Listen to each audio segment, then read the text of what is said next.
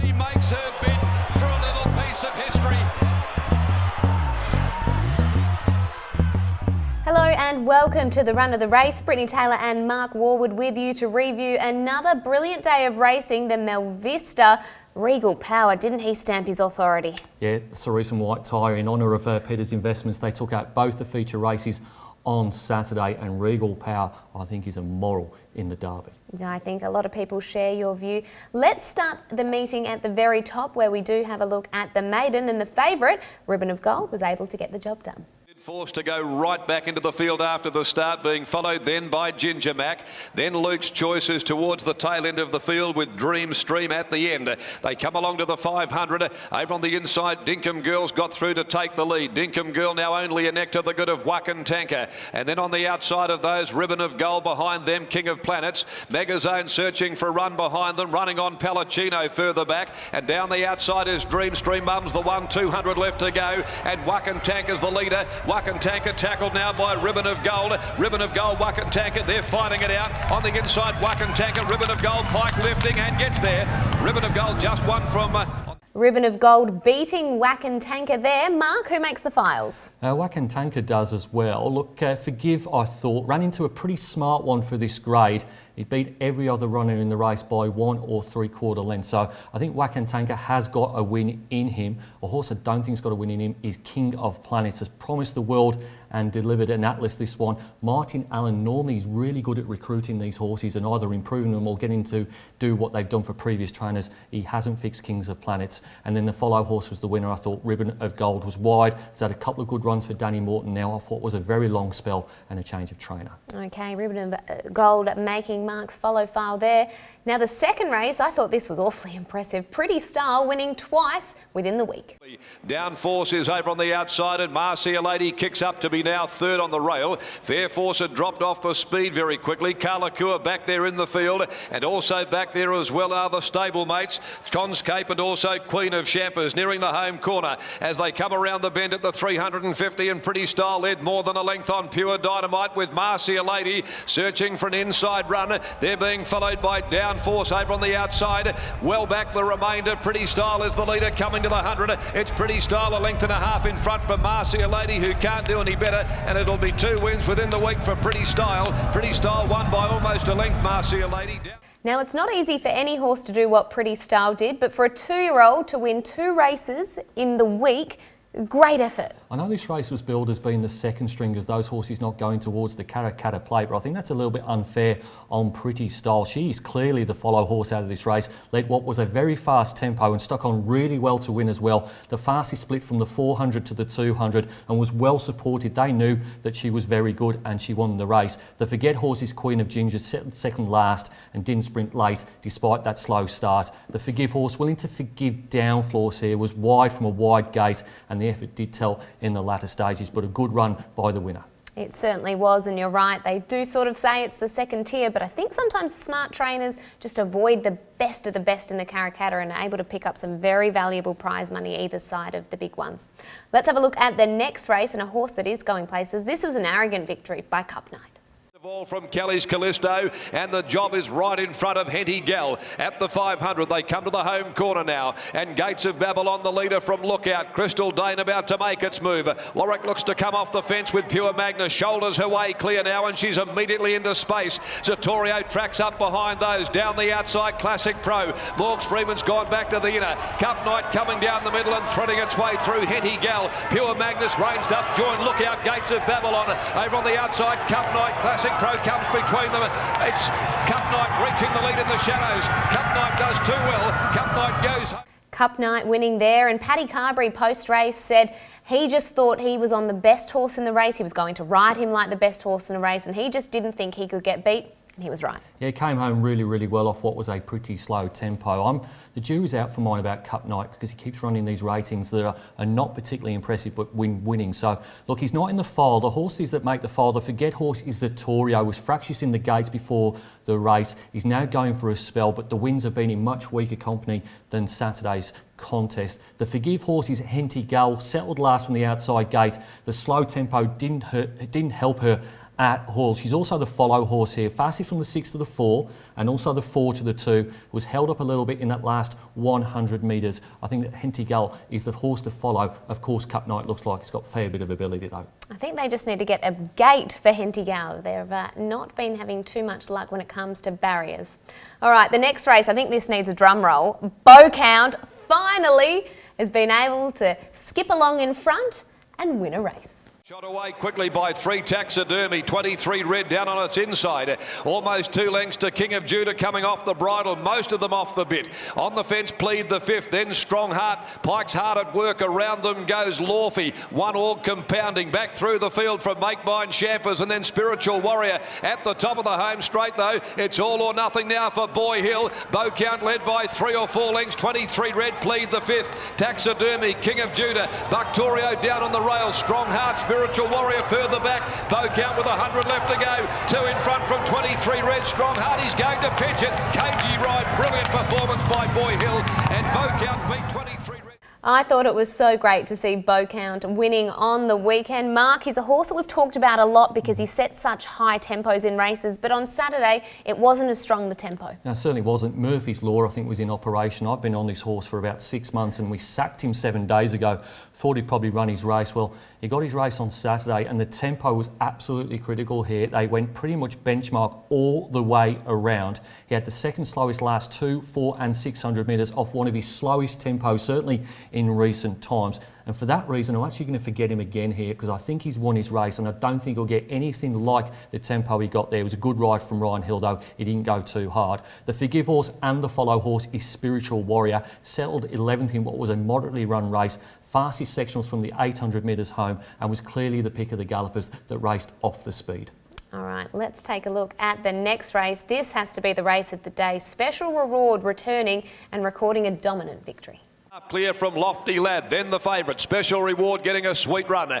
Dia Della Razza 4th. There's really a lot of pressure on here at the head of the field. They have strung right out the best part of 12 to 15 lengths, covering them up to the home corner. Over on the inside, next of all, Diablerie, then Kiwanzo, followed by Turbo Power, wide out Pin Sun, Little Fish behind them, Regal Moon cut the corner. Molten Nursed at the 200, the leader. Special Reward coming away from the fence, coming after it, and so's Diablerie now. Molten's the leader at the 150. Special Reward, the middle from Diablerie. Diablerie, Special Reward with the head in front, going better than it, and goes home to win.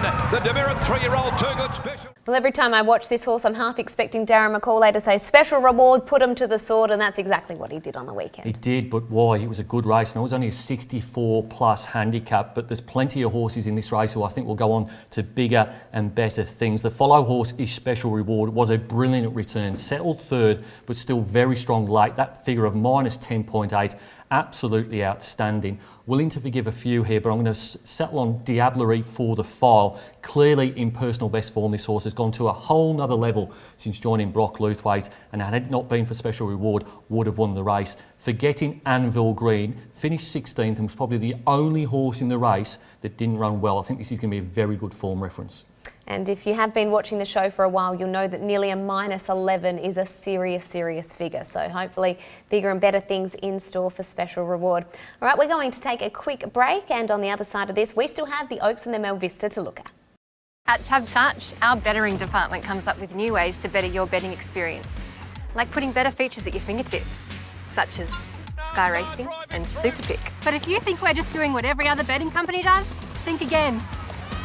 Because we're also giving a portion of every bet to fund a better racing industry and betting your local. So better your bet with TabTouch. Stay in control, leave before you lose it, gamble responsibly. Welcome back to the run of the race, where we are up to race number 6, and this one was taken out by Riverdance. A good run down on the inside, right within his sights, the favourite Pims Royale, then Socially Unique a further length away down near the inside of Settlers Creek. They're being followed by War God, Roger the Roman, just rolling away from the inside rail, coming into the corner. Saraceno back last of all, great again. Homeward bound, they'd straightened up more races, kicks a length and a half. Riverdance about to peel off the fence, heading after him.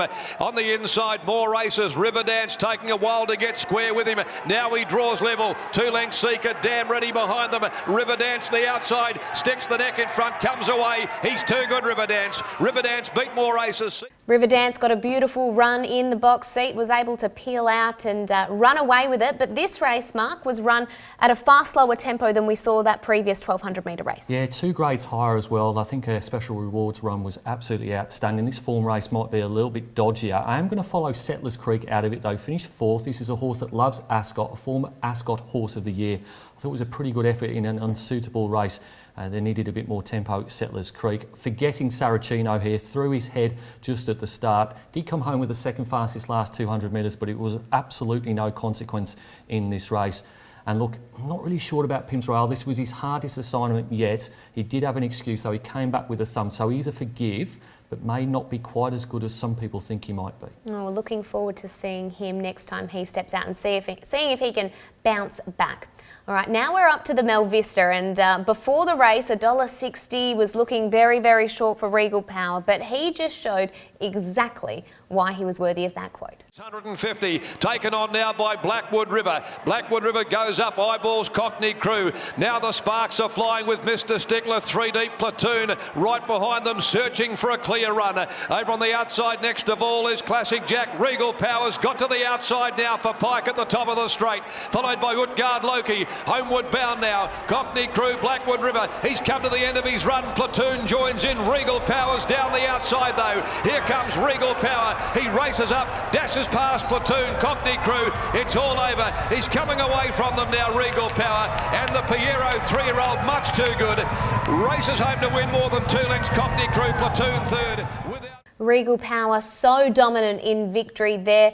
Mark, we talk about the price on the weekend. What price is he going to be come the Derby? He's about $1.80 in futures markets at the moment, but I think he'll be shorter than that on the day. I don't think the girls are all that good, and he was very dominant here. Looking at the file, he's clearly the follow horse. Fastest sectionals. Of course, his brother won the Derby last year. Quite simply, the Derby's his race to lose on the form. I think the Forgive horse is without reason. Settled 11th in the run. The tempo wasn't quick enough. Came home with the second fastest sectionals, only beaten by Regal Power. If the tempo was on in the Derby, maybe without reason might be the only real danger to the favourites. I'm going to forget Blackwood River here. Was wide until crossing to race outside the leader about 1,500 metres from home, but this horse had been overrated for some time for mine. Okay, well, Mark is well and truly with Regal Power on the basis of that Melvista. We also had the running at the Oaks, and out of respect to the connections of Acetro, we aren't going to show that replay, but we can review it based on the numbers. And Adornment found herself out in front, which is not a place that you usually see a Cerise and White galloper. Ultimately, it was all about Dark Choice. Yeah, looking at the file here, I'm willing to forgive Adornment. William Pike obviously looked at the speed map for this race. There was no speed in the 1,000 Guineas, there was no speed in the Natasha, and there was no speed in the Oaks either. So he decided to go to the front. The filly over-raced a little bit there. I think Pikey made the right decision. I think he could potentially forgive her here, and she might well be a big improvement in the Derby off a faster tempo. The Forget horse is vintage stock, just simply not versatile enough, this horse, no matter where she is in the run. Look, playing sectionals as well, given her position. The Follow horse, very much a token pick here. I don't really want to be with any of these girls moving forward, but Dark Choice was a worthy winner of the Oaks, and I think he's probably the best of the fillies going forwards. All right, Mark, with Dark Choice as the pick of the fillies, we still had one race still to come on the day, and that was won by Red Publisher. On the fence behind those then, Touch of Silver as they leave the 600 behind them. And then further back, Kensington Abbey and Arctic Stream. Tonka Tough, no say in it. Back there, Midnight Sky, Witness in Court trying to peel off around its heels. Dark Royalty, Nawadaroo, Beg to Differ back last of all into the home straight now. And at the 350, boys get around him at the top of the running, tackled by Red Publisher. Now Touch of Silver's into the clear. Arctic Stream drove up towards the inside. Then Special Delivery battling away. Midnight Sky runs on down past the 100 though. Boys get around him, tackled to Red Publisher at least by Touch of Silver. Touch of Silver coming at Red Publisher. They drive to the line together. Oh, it's a close go. It was a close finish in the end between Red Publisher and Touch of Silver, but ultimately Jade McNaught was able to muscle Red Publisher over the line. Yeah, first win in town for an apprentice for quite some time, so Jade McNaught now has got 5 city winners this season. Looking at the file, looking at Forgiving Arctic Stream, he's not really been one of mine. I did make him a follow horse last start. He was held up until straightening, or from straightening rather, until the 150. So I'm willing to give him another chance. He finished third on Saturday. The Forget horse is Midnight Sky, simply overrated by the market, this horse, and probably goes around too short next time as well. Finished sixth in the replay race. The Follow horse, Touch of Silver, fastest last 200 metres, is edging closer to that next win. Was only beaten by a nose here, and thinking another stride would have won. Oh, I think so too. Surely we see Touch of Silver in the winner's circle very soon. Let's have a look at the meeting in its totality, and we talked about it a lot when we were on the race, but Special Reward was enormous. Certainly was. Minus 10.8 overall and minus 11.2 to the class. Minus 10.8 is somewhere around a black type performance anywhere in the country. So Special Reward in that 1200 metre race, the best overall and class rating of the day. Looking at the sectionals, Cup Night, the fastest last 200, and then Riverdance in the sprint race, 400 and 600. Riverdance finally winning another race in town. It sure did. All right, we are going to take a quick break, and on the other side of this, we are going to have a look at the Tipstar of the week.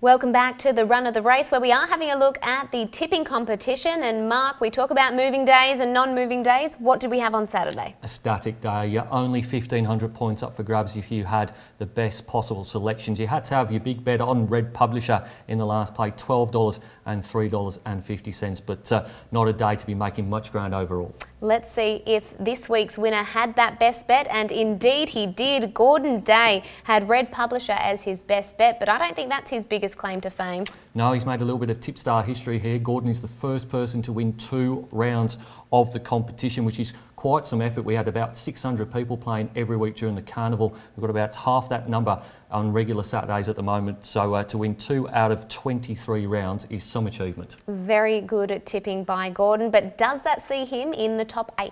Certainly doesn't. Keatsy still leading the way here with 8,403 points. He's got about 1,500 points on his nearest challenger, Quade YT. Just looking for a really big price winner in one of the races in the next few weeks, and that could turn around very quickly. Could it be in the Old Comrade? This week we do have the Old Comrade Stakes, of course, as well as the Karrakatta, but the Old Comrade has been a terrific race in the past 3 years. Let's have a look at those additions.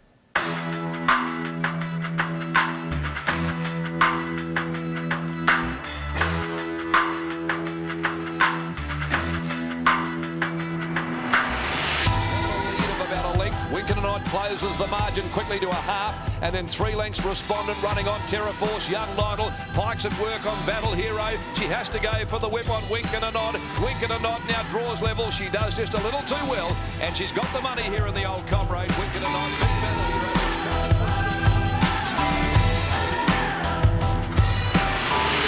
Off the last, coming into the home straight though. We're on the inside. Desi's Dream led the way from Great Shot, but Infatuated's closing. Man Booker's making heavy weather of it in behind them. He's just struggling there for the moment with 100 to go. Great Shot at the front. Infatuated trying to stick with him.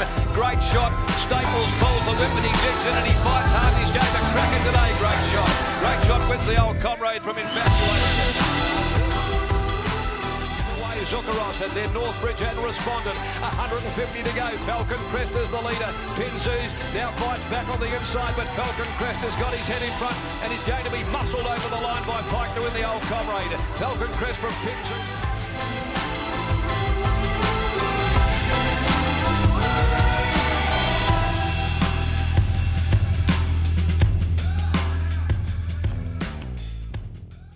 Wink and a Nod, a Great Shot, and Falcon Crest, the most recent winners of the Old Comrade. But this weekend, I think what everyone will be looking forward to is the 2-year-olds, the Karrakatta Plate, and let's have a look at the most recent winners.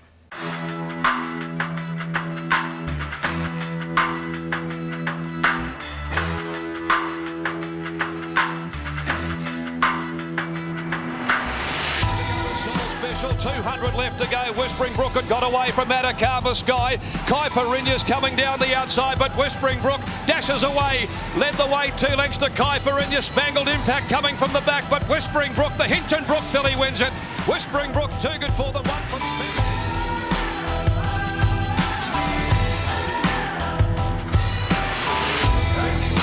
Sticking on it now, Rias starting to put him down the outside. Akanar Star, Rias and Reykjavik and Devilatio running on. Akanar Star, Lucy May. They beat off Rias, but Devilatio's coming. Lucy May with a head in front. Lucy May. Lucy May. She's won.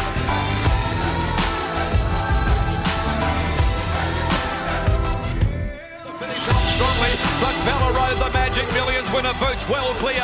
Vela Road by 3, Lady Cosmology. She's starting to finish, full of running. Vela Road in front, Lady Cosmology coming, but it's Vela Road. Vela Road all the way wins the Karrakatta from the stable.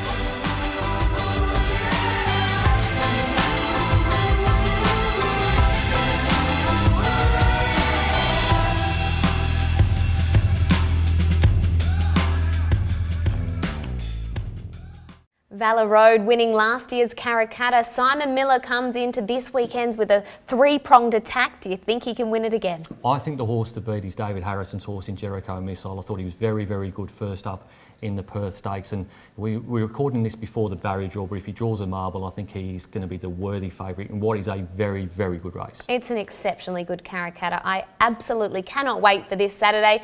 Also can't wait for Fashions on the Field this Saturday. Looking forward to seeing the ladies as well as the men all dressed up for some wonderful prizes thanks to Perth Racing. Hopefully you can make it out here on Saturday. Thanks for tuning in to another episode of The Run of the Race. We'll see you next week. He makes her bid for a little